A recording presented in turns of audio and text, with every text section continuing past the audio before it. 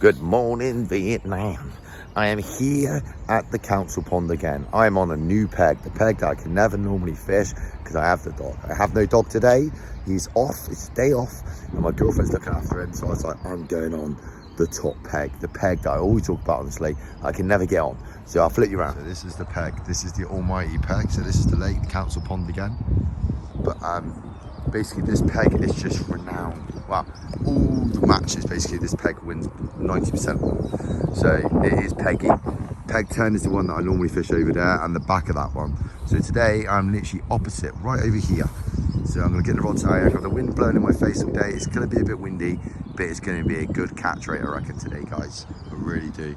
So I'm gonna start getting some bait out, get the rods out. Oh yeah, I've got wafters, PVA bags, and positivity. Right, here we go. So we have the sexy D-rig. So that's how it's gonna lie. Flat on the bottom with a wafter. So I'm using Sticky's wafter. You know, I'm not sponsored or anything. They're just good wafters, to be honest with you. Oh, better bring that back down. Lead moved. Right, so I've just got little guru leads, little running leads. And hopefully we can get some caps, PVA bag of pellets. So yeah, I made this last night, this old riggy rig. So right, I'm gonna get it out. Let's see if fish on.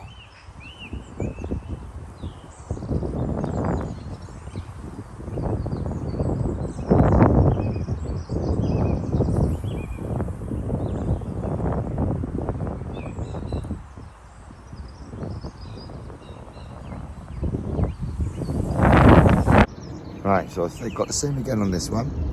I'm using flying back legs. I know my rod looks really high, but I've got the back leg holding it down.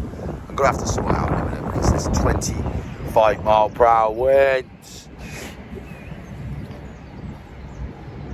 Yeah, so we're in the middle of a storm and a train. Storm train. Go away, mate. Don't talk. Yeah, it's like 60 mile per hour winds tomorrow. So yeah, that's why I thought I'd get out today, and it's been really heavy winds and rain. So hopefully we can catch some carpies. Carpies. Right.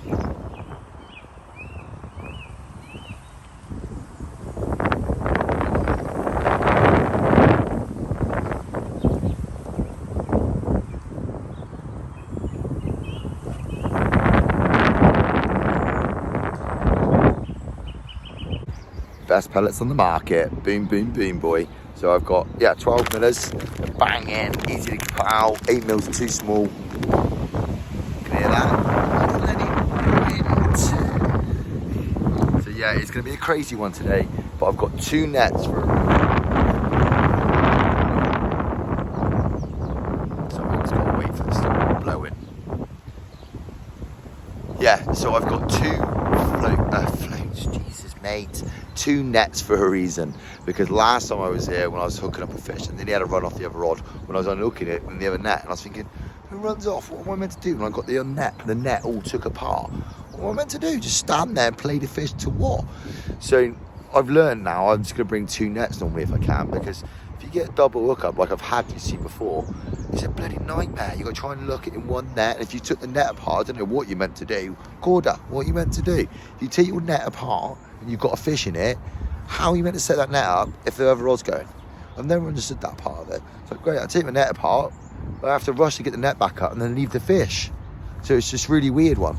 So anyway, someone can answer me that without using 2 nets. Right guys, here's a weird phenomenon what we get here. Watch this wave coming now. Look at that.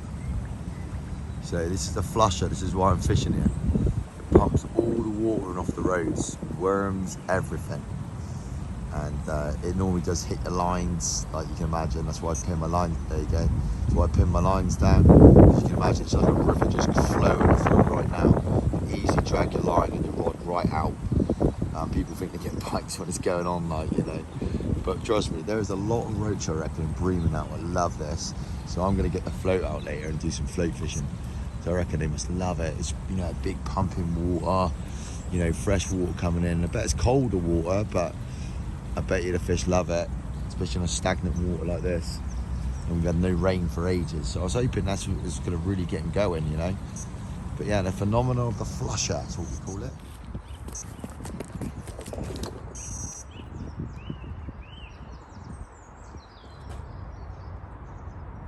I just recasted that.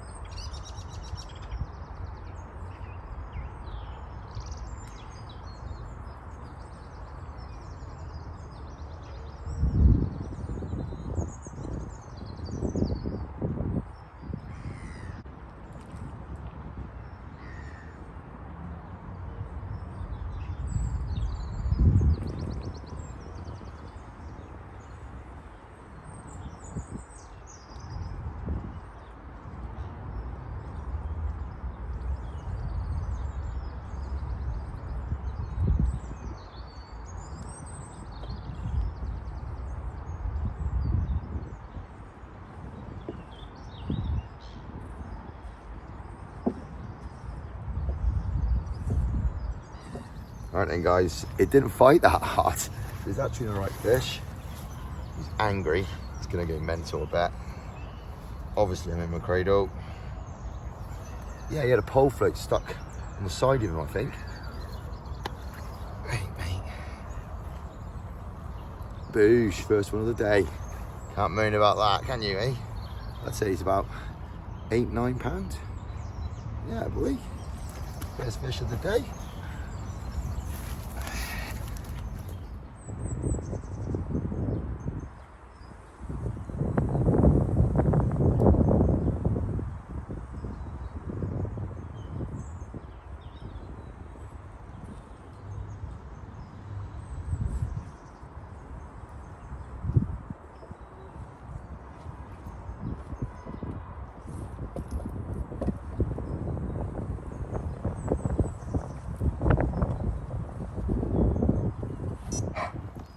Alright then guys, I'm not gonna go crazy. Just gonna quickly show you this one. It's only a little mirror. It's about £3. So there we go. A little crazy mirror. There we go, banger, little banger. A bit, well, he has got a bad mouth, but hey, hey, that's what happens when you come to these places. There's some nice fish though. Alright. So, yeah. Alright guys, I thought I was going to have a quick little talk about wafters before the rod screens off. So I've had 2 fish straight away on 1 rod. One thing I found with wafters, whatever you want to call them, I'll get mine out. These ones I'm using, they are honestly really good. But sometimes you find if you use quite small hooks, make your own rigs, it will pick the hook up. And sometimes that's all right. I fish some waters and I will do that, especially if it's a hard bottom, clean bottom. But I found when it's windy and that, imagine your wafter moving around and obviously fish knock it and stuff. And if the hook's like lifted off the bottom, it will catch leaves and stuff. And when it's like this, trust me, I've just reeled in twice and it was just full of leaves. And I'm underarming it as well, so the cast is much better in the corner. That's why I think obviously the presentation is much better, because I'm just underarming it. The lead's barely getting stuck in. When you're overarming it miles like that and into a load of silt lake, and the wafter's like just hanging around, it can catch rubbish. I make sure all the time that my wafter's hook's flat on the bottom. But like I said, if it's clean, I'll let the hook lift up a little bit. And I caught my PB, my first PB, 26.5 pound on that. But I'm not saying that like do that all the time, but you see on like where in certain lakes there's just basically loads of silt and crap. And when the fish are swimming around and your hook bait's just going, obviously it can catch stuff. So just bear that in mind when you're using wafters. And when I'm on these type of waters, I used to, when I first come here, I used to cast like every couple of hours. Now after watching a lot of fish, match fishing and fishing a lot myself, I realise that the carp are like, you got to recast a lot because probably your rig's getting spat a lot and stuff like that. There's no point just sat out there for 2 hours, even in the winter. Just recast it. Like then I recasted, got a carp on. Last time I was here, I recasted, got a carp on. So yeah, I found that really these type of waters where they are relying on carp bait, basically just keep recasting. Don't just sit there, because a stick could be on it, a leaf could be on it, especially if it's like 40 minutes an hour. Ain't gonna do no harm, just giving it a little recast, especially if you're like underarm and chucking it in corners. Don't worry about it. But I used to be really weird. I used to think the carp be spooky, I've got to hide, and it's I'm not fishing like the private lake, you know. It's literally completely different. Private lake, yeah, I totally agree, you're sneaky, but this is like basically a commercial. It's day ticket water, so you just want to keep recasting, even in the winter, unless you keep, you know, your rods perfect every time. But I don't think that's physically possible all the time. You just don't know what happens under the water, you know. So yeah, my advice is recast a lot. And when you do wafters and you know it's clean bottom, you can have your hook lifting up, but I generally have the hook laying flat when I use a wafter, not off the bottom, because then it's a pop-up. So I was having this discussion the other day, so I'm just going to have it popped up. I was like, well, it's a pop-up then, it's not a wafter, is it? And sometimes you can get really, like, obviously buoyant wafters. So what I do is, like I've done now, is I'll screw them onto a bait screw and I'll leave them to soak. What happens is they take up the water and they get heavier, so they balance better with the hook. Sometimes, honestly, you have to trim down the wafters, or you have to go up the hook size. And obviously, if you made the rigs like I have, I've got no choice now. So I'm using 10 mils. That's what I like about the small ones. But I've used these other big ones you've seen, sticky ones, dumbbells. They do really well, but I find they're quite big again. So that's why I thought I'd scale them down, and it's worked better anyway. Right. Bing bang bosh. But obviously if you're using a heavier hook, bigger hook, like size 6, but not allowed to use it, but I was using a size 6 heavier shank, definitely it'd hold bottom much better than using like a size 10. It's going to lift that hook up, because the D-rig on the back is going to pick it up. You see what I mean? It's different with a hair. I don't like using wafters with a hair, I only use them with D-rigs. Right, anyway, yeah, and I make my own with just a little bit of tubing. Right.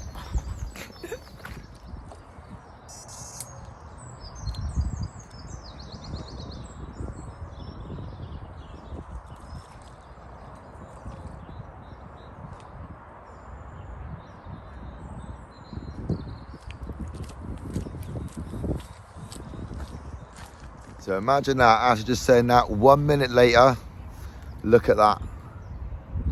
So I got a blip. Look at that, look at it. And I could have just sat there thinking, oh, I might just been a bream pickup. Look at that, how am I meant to get a hook on that? Look at it. See what I mean? That was just random, man. That's just obviously on the bottom, it's picked it up, and it's got stuck in this bloody stick. It's an old reed. So there we go. That's why you have to recast a lot, and I'm obviously fishing a corner, so it's even worse.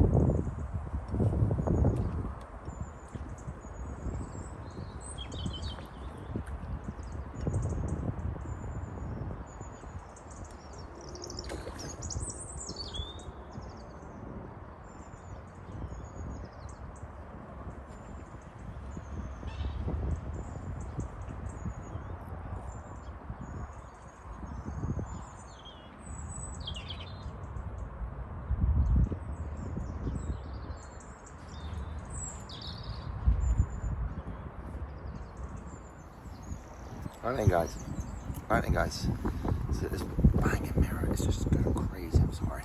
Look at that, absolute stunner. Buzzing with this one. Yeah boy, nicest fish so far. Get some carp care on him.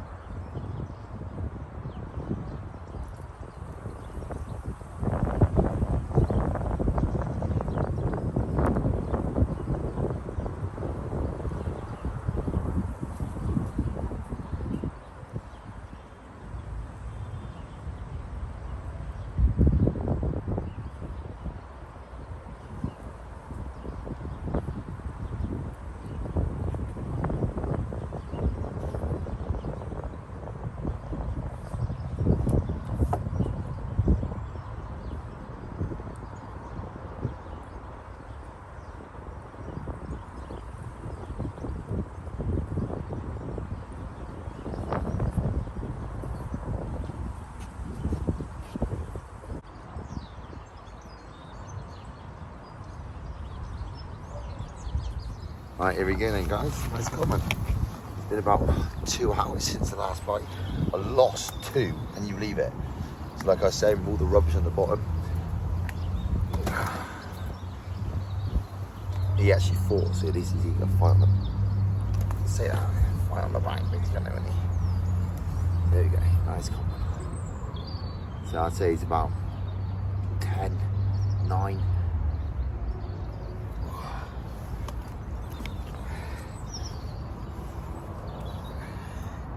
There we go, nice comment. Look at him, eh? Banging. I reckon he's about 8, 9. Nothing massive. Yeah, about 8, 9. It's buzzing. 32 fish, yeah, boy.